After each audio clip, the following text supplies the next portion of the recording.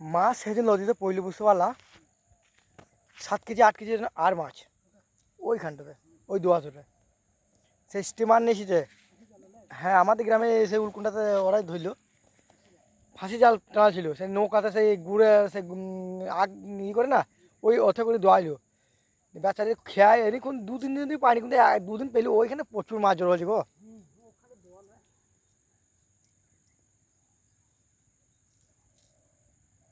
আর এগুলো পানি জোয়া আসা করছি তো ওখানে পানি জোয়া আসা করে না, ওখানে পুকুরের মতো হয়ে আছে।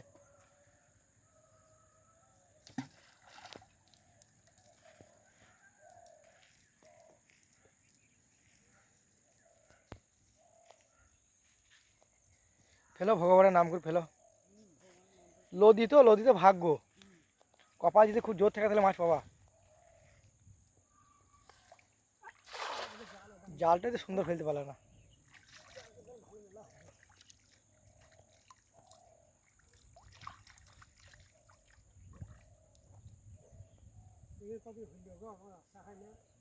হ্যাঁ এই দুদিন আগে খুব মাছ পড়ছিল। হ্যাঁ হ্যাঁ মাঠের চাষ আবার এইদিকে সেদিকে করতে গেলে তো পারবে না।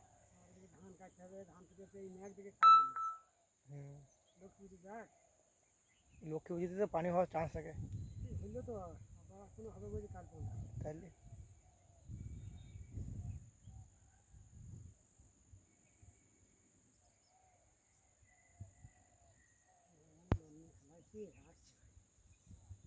এই জালগুলো কিরকম খরচা পড়ে গো?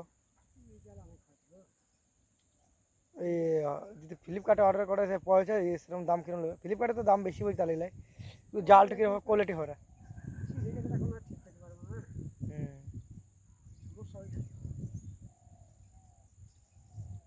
হ্যাঁ গো কিছুই পড়েনি গো।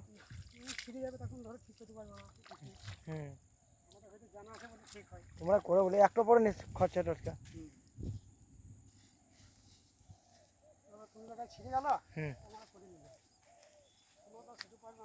না